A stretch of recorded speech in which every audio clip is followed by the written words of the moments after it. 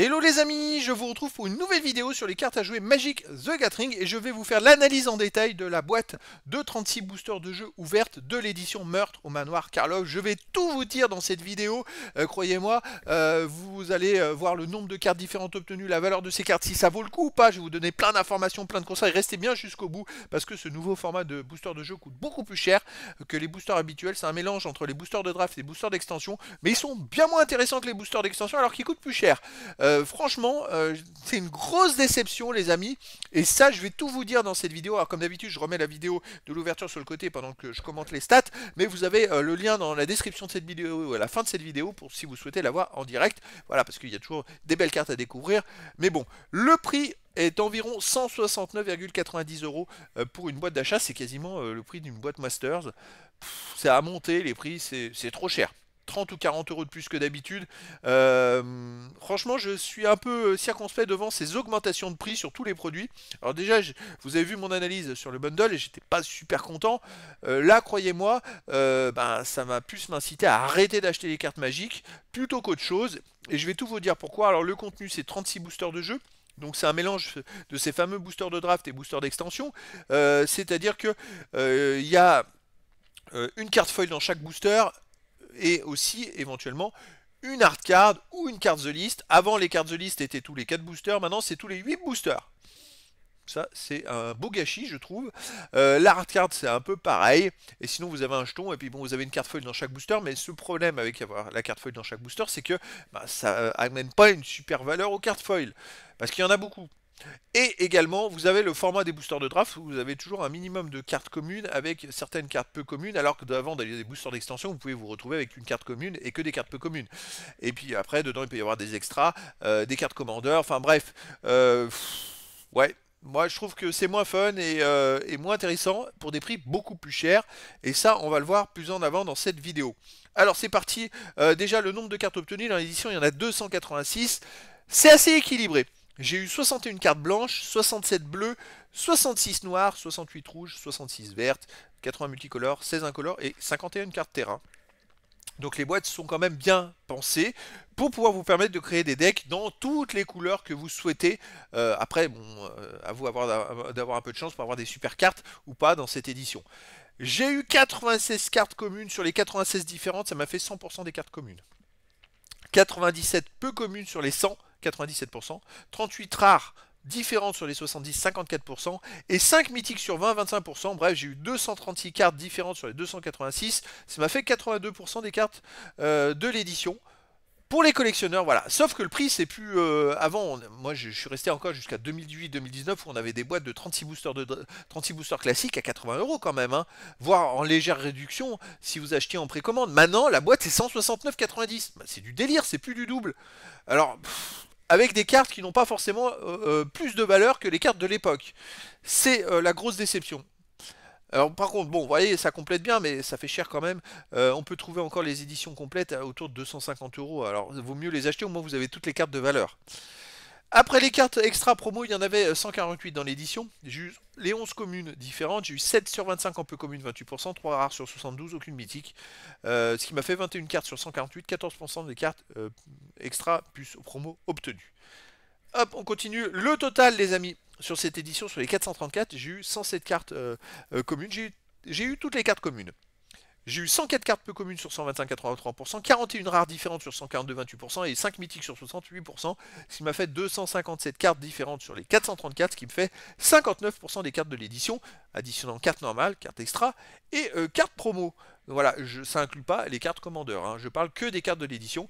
J'ai eu aussi 16 jetons, dont 13 différents sur les 21 possibles. Alors en 36 boosters c'est un peu compliqué parce que voilà, il faut les avoir, il faut en avoir des différents. J'ai eu 3 jetons divers aussi, des jetons un peu cartonnés. J'ai eu 4 cartes The List, comme je vous l'ai dit c'est une tous les 8 boosters maintenant, c'est bien dommage. Ça c'est une grosse déception vraiment, je trouve qu'on repart en arrière et ça c'est bien dommage. J'ai eu 13 hard cards dont 2 cartes signées. Moi j'aimais bien les boosters d'extension, on avait une hard card dans chaque booster avec... c'était mieux équilibré. Enfin, moi je trouvais que pour trouver des trésors, c'était mieux équilibré. Là, bon, bof. Sinon, les cartes avec QR code, j'en ai eu 4 pour le Magic the Gathering Arena. Voilà, donc je l'ai rajouté d'habitude, je le fais pas forcément pour les QR codes, mais voilà. Allez, c'est parti pour les cotations, les amis. Alors, je vous ai mis la carte la plus cotée. Non, c'est pas ligne lait du pacte des guildes. Hop, je supprime. C'est une erreur. C'est Archdruids Charm. Et donc, cette carte-là, c'est la carte la plus cotée de l'édition que j'ai pu avoir. Et elle est cotée à 7,54 €. C'est une rare. J'ai eu 5 mythiques. Il n'y a pas une mythique qui vaut plus cher que cette carte-là. Bof. Bah voilà, je sais pas quoi vous dire les amis, mais c'est une ouverture catastrophique. J'ai jamais vu ça. D'habitude, quand on a des mythiques qui sont pas très cotés, il y en a toujours une au milieu qui est cotée à 15-20 €.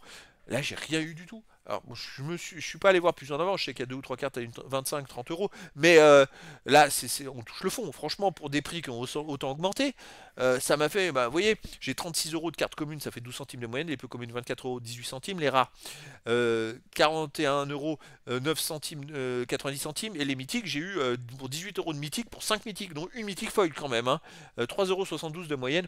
Les hard cards, bon, 2,65 €. Les jetons, pas grand chose. Les cartes de liste, bon, j'ai pas été chanceux, 37 centimes les 4. C'était pas terrible.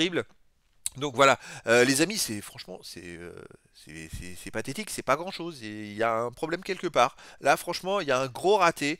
On arrive au bilan. Le bilan, mais il est catastrophique, les amis. Je suis à moins 41,38 sur un prix d'achat 169,90. Mais j'ai jamais vu ça. Là, on touche le fond, franchement. Qu'est-ce que c'est que cette histoire d'avoir sorti des boosters de jeu? Alors, je sais pas à qui s'adaptent les boosters de jeu. Peut-être qu'effectivement, d'avoir eu deux types de boosters, boosters de draft et boosters d'extension, ça mélangeait tout le monde parce qu'en plus, il y a les boosters collector. Mais alors, mon constat, c'est que le Happy, non, c'est pas ouverture d'un bundle. Oh non, non. Petite erreur de saisie, non, c'est ouverture d'une boîte.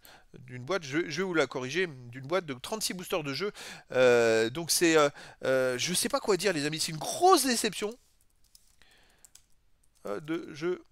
Voilà, je vais le raccourcir. Bah, je vais même vous. Allez, hop, on va faire comme ça.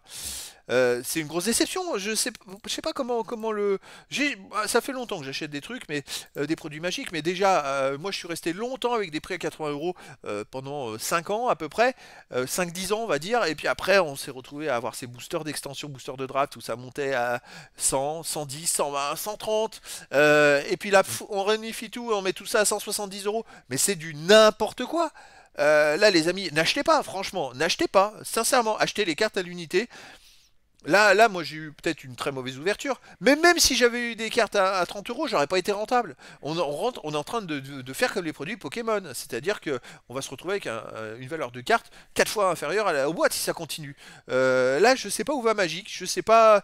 Pour moi, c'est des boîtes qui devraient être vendues à 80 €, 90 €, mais pas plus cher. Peut-être 90, 100 parce qu'il y a des cartes foil dans chaque boîte, mais le fait d'en mettre dans chaque boîte, ça fait que ça fait baisser la cotation finale du total des cartes foil et les valeurs ne sont pas aussi importantes qu'avant. Donc en fait, c'est pas intéressant non plus. Ils sont en train de tuer le marché.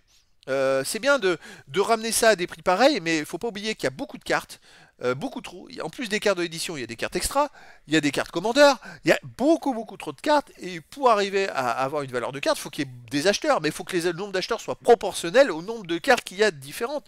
Là, le nombre de cartes est trop important, donc les acheteurs vont pas s'aligner et suivre, et les prix vont pas suivre, tout simplement, les amis. Alors en plus, les prix des produits sont beaucoup trop chers, là ça vaut plus le coup. Tant que vous avez des cartes à l'unité moins chères, eh ben achetez-les à l'unité. Sinon, bah, moi franchement, c'est mon conseil. Je vais faire très attention. Mais la boîte de 36 boosters de jeu, on m'y reprendra peut-être pas deux fois. Je vais surveiller dans les prochaines éditions.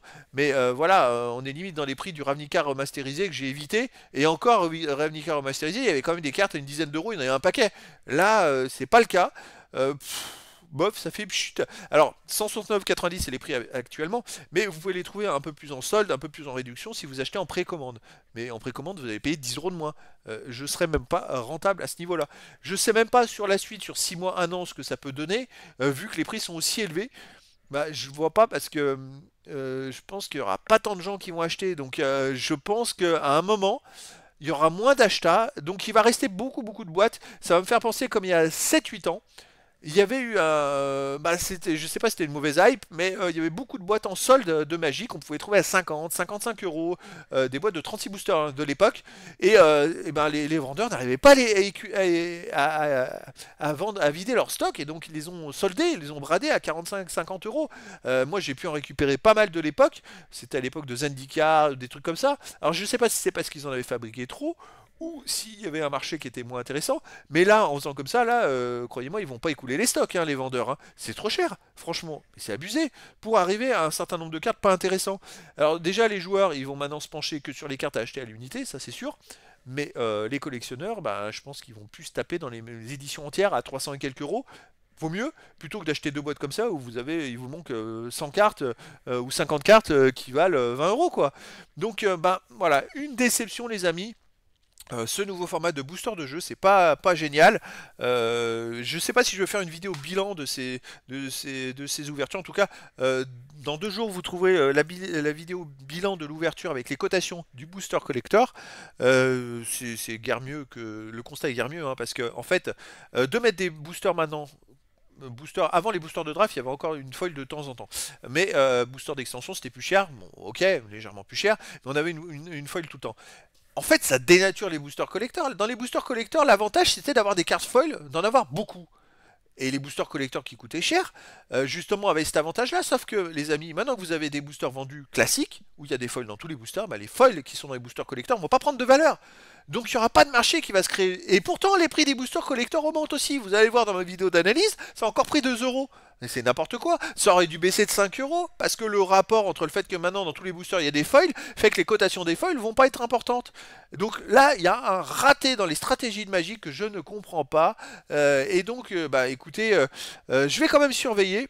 Mais je vais peut-être minimiser mes achats. Peut-être ça va se limiter à un bundle, voire quelques boosters, suivant le booster collector. Bon, je vois plus l'intérêt. Les boosters de jeu, je suis très circonspect là-dedans. Grosse déception d'ailleurs, j'ai même pas eu de carte The List dans le bundle. Là finalement j'en ai eu que 4. Bah, c'est ça le but, c'est d'avoir. Ils ont voulu créer quelque chose pour avoir des petits trésors et puis finalement ils reviennent en arrière avec quelque chose qui est encore plus cher. Donc c'est, ben voilà.